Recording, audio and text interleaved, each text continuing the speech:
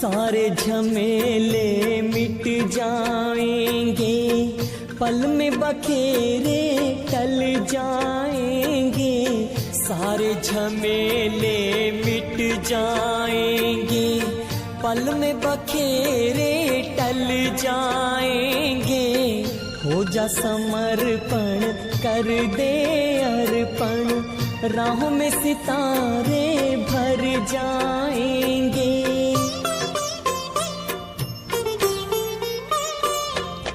उससे रहो सीधा सादा, उससे रहो सीधा सादा। दिल से कहो मेरा बाबा, प्यार से कहो मेरा बाबा। साथ निभाएगा, हाथ बटाएगा, साथ निभाएगा, हाथ बटाएगा। निभाए वो पूरा वादा, दिल से कहो मेरा बाबा, प्यार से कहो मेरा बाबा।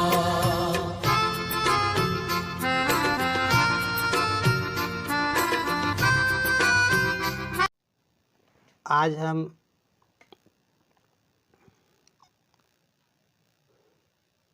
बारह मार्च 2023 बाबा की मुरली रिवाइज करेंगे।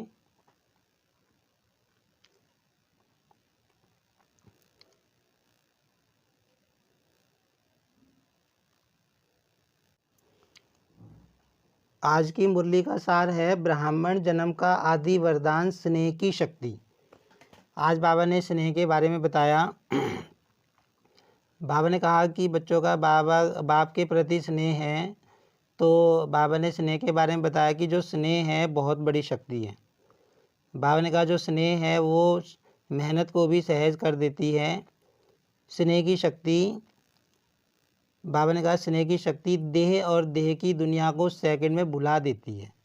बाबा से अगर हमारा प्यार है तो बाबा कहते तुम एक सेकंड में इस देह और देह की दुनिया को भूल सकते हो और बाबा के प्यार में समा सकते हो। बाबा ने कहा जो इस स्नेह की शक्ति है ये सहज ही बाप समान बनाती है, बाप समान बच्चों को बना सकती है। बाबा ने फिर बताया कि जो स्नेह है, स्नेह ऐसे अनुभव कराता है कि जैसे परमात्म साथ हमारे साथ है, भगवान का साथ मेरे साथ है। बाबा ने कहा कि स्नेह ऐसा महसूस कराता है, ऐसा अनुभव कराता है। और स्नेह के कारण ऐसा अनुभव होता है कि भगवान की दुआओं का हाथ छत्र छाया के समान मेरे ऊपर है। दुआओं का हाथ छत्र छाया के रूप में अनुभव होता है।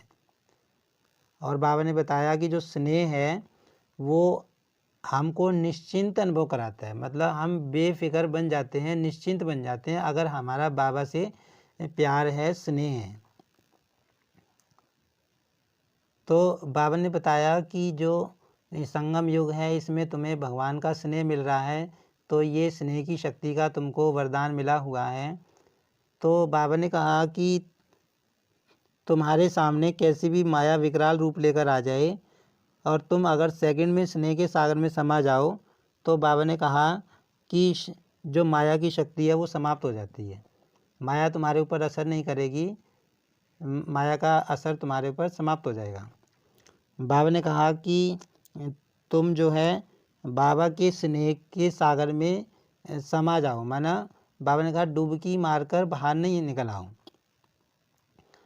बाबा ने समझाया कि क्या होता है कि बच्चे कुछ समय मीठा बाबा, प्यारा बाबा कह के कुछ समय तो मतलब बाबा के प्यार की अनुभूति करते हैं, लगन से करते हैं, लेकिन निरंतर नहीं करते। बाबा का कहने का मतलब क्या है कि जैसे कुछ समय हमारा योग लगा, आधा घंटा लगा, 1 घंटा लगा, तो हमें बहुत फील हुआ, बाबा का प्यार बहुत फील हुआ, जैसे बाबा हमें बहुत लाड कर रहा है। मुरली की कोई पॉइंट बहुत अच्छी आ गई, बहुत खुशी होती है। बाबा का कोई गीत सुन लिया बहुत अच्छा, तो फील होता है कि बाबा से मेरा कितना प्यार है। तो बाबा कहता है कि वो प्यार तुम्हारा निरंतर का होना चाहिए, जैसे डूब जाओ, बाबा के प्यार में डूब जाओ, जैसे दुनिया याद ही ना आए, देह और देह की दुनिया बिल्कुल भूल जाए। तो बाबा कहते हैं ऐसा होना चाहिए। लेकिन बाबा कहते हैं बच्चे क्या करते हैं, भाई डुबकी लगाई फिर ऊपर निकल आते हैं, मतलब कुछ समय ही बाबा के जो अविनाशी स्नेह है उसको महसूस करते हैं। तो बाबा कहते हैं अगर तुम बाबा के प्यार में खो जाओ अच्छी तरह, तो तुम्हें जो है इस माया की नज़र तुम्हारे ऊपर नहीं पड़ सकती, माया का असर तुम्हारे ऊपर नहीं पड़ सकता। बाबा ने कहा संगम युग में तुम्हारा ये भाग्य है जो तुम्हें परमात्म स्नेह मिल रहा है, भगवान का प्यार मिल रहा है, और भगवान तुम्हें स्नेह के हीरे मोतियों की थालियाँ भर भर के दे रहा है।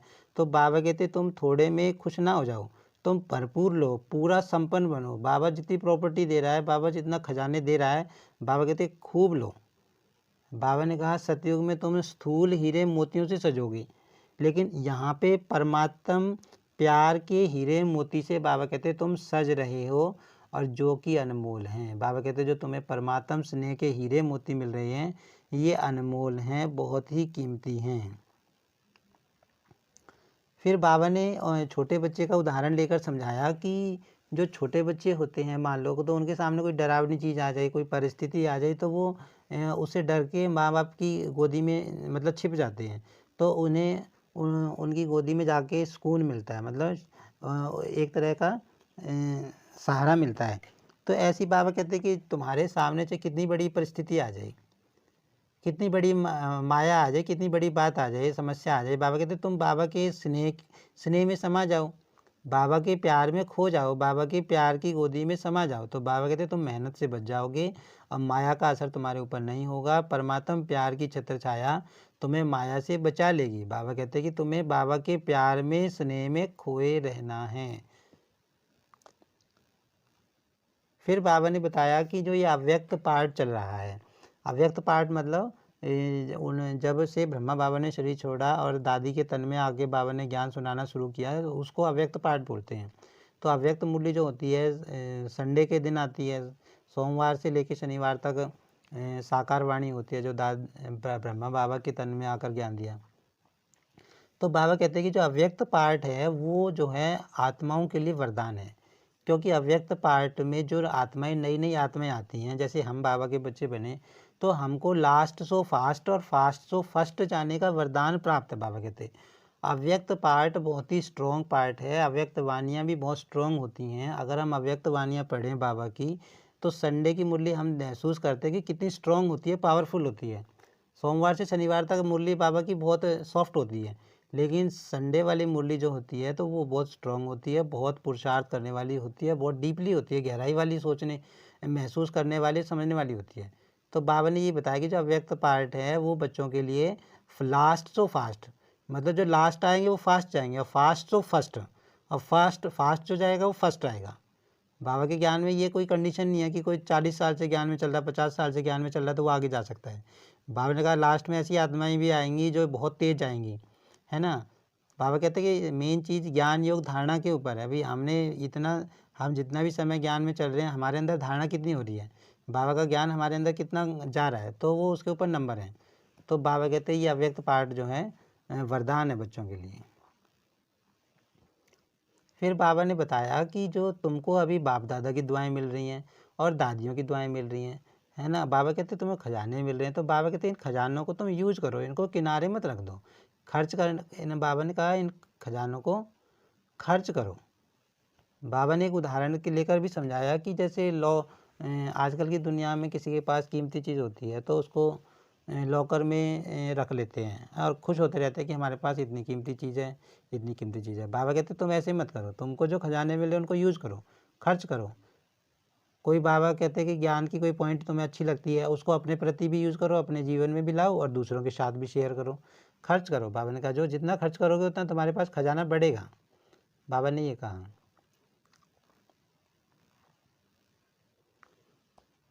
फिर बाबा ने कहा कि दुनिया में क्या होता है कि कुछ धन संपत्ति को लोग है ना आईवेल के लिए संभाल के रख लेते हैं। आईवेल मतलब भविष्य में काम आएगा जरूरत के टाइम पे। तो बाबा कहते तुम्हारे पास तो अथाह खजाना है, तुम संभाल के क्या करोगे। तुम बाबा कहते खर्च करते जाओ, खर्च करते जाओ। जितना खुशी का खजाना बाबा कहते तुम खुद खुश रहोगे, दूसरों को दोगे, तो उतना तुम्हारा जो खजाना बढ़ता जाएगा, बढ़ता जाएगा। तो बाबा ने कहा तुम्हें आईवेल के लिए नहीं रखना है, तुम्हें खजाना यूज करना है और खजाना खर्च करना है, बढ़ाना है। फिर बाबा ने ये बताया कि भी वर्तमान समय में आत्माओं भाई सच्ची खुशी नहीं है। सारी चीज़ें हैं लेकिन सच्ची खुशी नहीं है, अविनाशी खुशी नहीं है, आत्माएं सब सच्ची खुशी की तलाश में हैं। तो बाबा ने कहा तुम उनको सच्ची खुशी की अनुभूति कराओ, तुम उनको उनके ऊपर रहम करो। जो दुखी आत्माएं हैं, अशांत आत्माएं हैं, उनको खुशी की अनुभूति कराओ। तो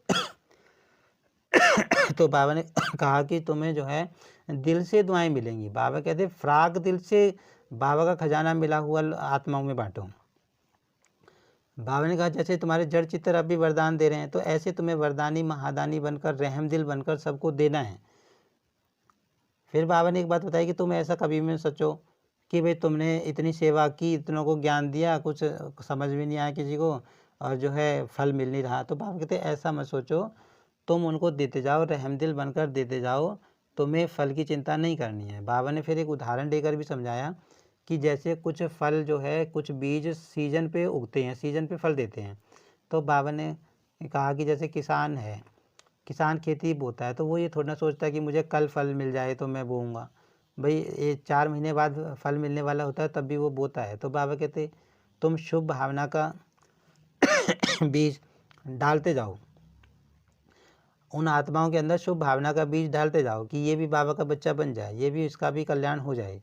बाबा कहते भले कोई नहीं सुन रहा तो शुभ भावना तो दे सकते हैं, है ना, शुभ भावना दे सकते हैं। तो बाबा कहते तुम शुभ भावना का, कामना का बीज डालते जाओ, डालते जाओ, डालते जाओ। तो जब बीज डालोगे तो बाबा कहते वो फलीभूत कभी ना कभी होगा। मान लो वो सीजन का सीजन वाला फल होगा, तो वो मान लो 2 महीने बाद, 4 महीने बाद, 6 महीने बाद वो आत्मा के अंदर असर दिखाई देगा, वो बाबा की तरफ ज़रूर झुकेगी। तो ये बाबा ने बताया। फिर बाबा ने बताया कि कई बार कैसा होता है कि कुछ आत्माएं अपोजिशन भी कर सकती हैं, कुछ तुम्हारा विरोध भी कर सकती हैं, लेकिन बाबा ने कहा भले तुम्हें कोई गाली दे, तुम्हारी कोई इंसल्ट करे ज्ञान सुनाते समय, लेकिन तुम्हें रहम की भावना नहीं छोड़नी है। तुम्हें बाबा ने कहा कि जो गालियाँ मिल रही हैं, जो तुम्हारी इंसल्ट कर रहे हैं, वो तुम्हारे लिए खाद का काम करेंगी, उस फल के लिए खाद का काम करेंगी, और वो फल जरूर फलीभूत होगा जो तुम शुभ भावना, शुभ कामना से दे रहे हो। आज की मुरली में वरदान है खुशी के खजाने से संपन्न बन, सदा खुश रहने और खुशी का दान देने वाले महादानी भव। बाबा ने बताया कि सबसे बड़ा खजाना है खुशी का। बाबा ने कहा कि रोज़ अमृत वेले बाबा की मुरली में से कोई भी एक पॉइंट ले लो और पूरा दिन उसमें मनन करते रहो, चिंतन करते रहो, तो खुशी खुशी मिलेगी। फिर बाबा कहते हैं खुशी का दान भी दो, जो खुशी तुमको मिल रही है वो दूसरों को भी दान दो। तो बाबा ने कहा यही सबसे बड़े से बड़ा महादान है, क्योंकि आज के टाइम पे आत्माओं के पास सब कुछ है, सारे सुख के साधन हैं, लेकिन सच्ची खुशी नहीं है। बाबा कहते सच्ची अविनाशी खुशी नहीं है, अल्पकाल की खुशी है। तो बाबा कहते तुम्हारे पास तो खुशी का भंडार है, तो दान देते रहो, ये सबसे बड़ी सौगात है। बाबा ने कहा तुम उनको दान दो, खुशी का दान दो, और जो है बांटते रहो। स्लोगन है जो सदा एक की लगन में मगन है वही निर्विघ्न है ना। जो बाबा ने कहा कि जो एक बाप की लगन में मगन है, मतलब भाई उन्हें कुछ भी नहीं सूझता, बस बाबा ही बाबा 24 घंटे दिखता है, तो बाबा कहते वे ही आत्मा निर्विघ्न रह सकती हैं, है ना। बाबा के सिवाय और कहीं बुद्धि नहीं जा रही है, और कोई याद नहीं आ रहा है। भले दुनिया में रह रहे हैं, लोगों के साथ रह रहे हैं, लोगों से बातचीत करते हैं, उनके साथ संबंध व्यवहार में आ रहे हैं, कर्म व्यवहार में आ रहे हैं, लेकिन याद बाबा की है। झुकाव किसी के प्रति नहीं है, झुकाव किसी की तरफ नहीं है, किसी देहधारी की तरफ नहीं है, किसी वस्तु की तरफ नहीं है, किसी वैभव की तरफ नहीं है। तो बाबा कहते वही निर्विघ्न है। निर्विघ्न का मतलब ये नहीं कहता बाबा कि विघ्न नहीं आएंगे। बाबा ने ये कहा हुआ है कि विघ्न तो तुम्हारे शरीर में जब तक प्राण है तब तक आएंगे, लेकिन तुम बाबा को याद करते करते इतने मजबूत बन जाओगे कि विघ्न का तुम्हारे ऊपर असर नहीं पड़ेगा, सूली से कांटा बन जाएगा विघ्न। बाबा कहते तो बाबा कहते कि जो एक की लगन में मगन रहता है वही निर्विघ्न है। अच्छा, ओम शांति।